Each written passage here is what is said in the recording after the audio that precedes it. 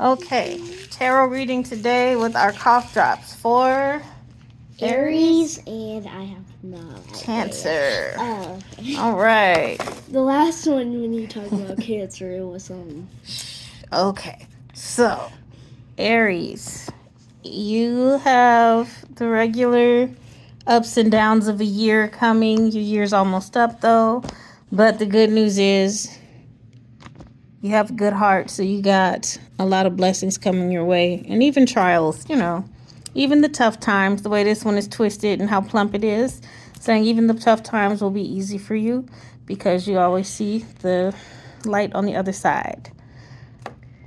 Okay, Kaylin is gonna toss for Cancer. We'll see what the cough drops say for you.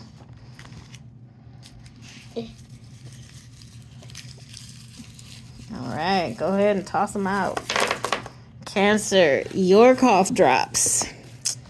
So, like Virgo, you're having a good year, but unlike Virgo, you don't know how to be selfish. So, other people around you are having a hard time right now, and instead of you enjoying your blessings and your good time, you want to feel sorry for them.